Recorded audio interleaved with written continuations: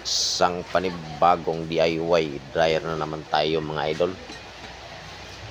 Walang kalampag, malakas magtiga ng damit. Hindi mo na kailangan pihitin ng number 5 ang timer. Number 2 pa lang okay na po. Hindi mo nang gamitin ng inyong mga damit. So ngayon mga idol, pakita ko sa inyo kung paano natin ginawa yung ating DIY dryer mga idol. Iyan, para may idea kayo mga idol kung paano yung natin ginawa yun.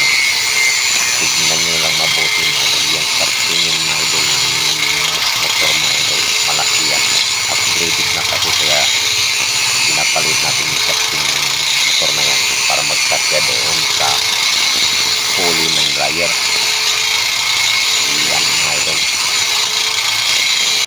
panoorin nyo lang mabuti mga idol, tapos chikapin nyo rin yung spring shock ng dryer nyo mga idol, kasi baka yan bali na or wala na yung mga goma, wala din, makalampag pa rin yan mga idol. Kailangan pantay-pantay yung lakas ng spring at maganda mga idol. So hindi mo na kailangan bumili ng bago kung marunong ka mag DIY din dyan. Okay na yan, mahal din yan mga idol kasi yung spring na yan. So pakita ko sa inyo yan kung paano natin DIY yan. Yan o, wala ng goma mga idol. Dapat may nakabalot na goma yan mga idol. Kailangan may goma yan. O ayan mga idol, nilagyan natin ng goma. So yan, talian mo lang ng cable tie yung goma para hindi siya kumalas doon sa spring.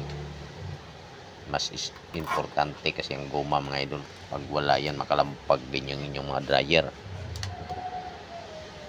Yan. Kung magtanong naman, kung gusto nyo malaman mga idol kung anong goma ginamit natin dyan, mag-comment lang kayo mga idol. Ayan yung motor mga idol na upgraded. Napakalaki ng mga idol, napakalakas nyan, kaya malakas magpiga ang inyong mga dryer. Yan yung pulley ibabaw mga idol, kaya pinalit natin yung shafting na yun para magkasya yung pulley na yun, yung ibabaw na yun. Tapos yung spring yun mga idol, mayroon yung parang mga ipipinis yun mga idol para magkasya yung maglapat yung motor. Tapos yung shafting naman dyan mga idol, yung basket yung drive, kulang din yan mga idol dahil yung motor na ginamit natin at tumaktak siya mga idol. So pag ikabit natin yan doon, maaaring tumama yan doon sa babaw ng inyong dryer, yung basket na yun. Yan yung basket na ito, tanggalin ko. Yan, pag hindi mo pinutulan yung shafting na yan, yan sa baba,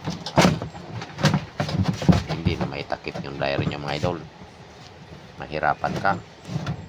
So may pagdududa din ako sa velocity mga idol dahil kinalawang yung motor dati niya. Tanggalin din natin at i-check natin, may sira yan mga idol, kaya pinalitan din natin. Kailangan mga idol, ipi-perfect nyo na pag mag-upgrade kayo. Sayang kasi ang motor mga idol, kung matuluan lang, masira yan. Hindi ko napakita mga idol yung paano yan masira. May butas yan siya mga idol. So ayan,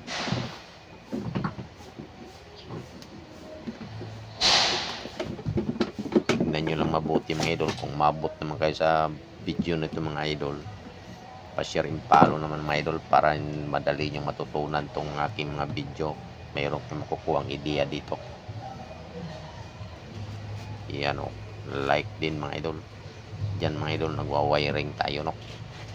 Nagwa-wiring mga idol, kung may ideya ka naman sa wiring ng mga dryer, madali na lang sa iyo yan. So napakalit na bagay yan. Lagyan mo na ng tape ng buti mga idol kasi grounded yan sa mga idol. Tapos balutin mo rin siya ng plastic katapos yan mga idol. Tapos talian mo. Ayan mga idol, nakabalot na. Pasok mo na yan. So panoorin mo hanggang dulo ito mga idol dahil makikita mo kung paano mabilis umikot itong dryer na to. Ayan, testing na natin mga idol. Ayan o. So dryer ng kapatid ko to mga idol, pinapa-DIY sa atin. So salamat sa pagtiwala utol ko. Ayan, testing na. Ang lupit yan mga idol. Ayan o. Ah, napakalakas mga idol. Walang kalampag. Mabilis magpiga ng damit. 2 minutes lang, pwede mo nang gamitin. Ang inyong mga damit. Makikita nyo kung gaano siya kabilis mga idol. So, ganyan lang mga idol. Pag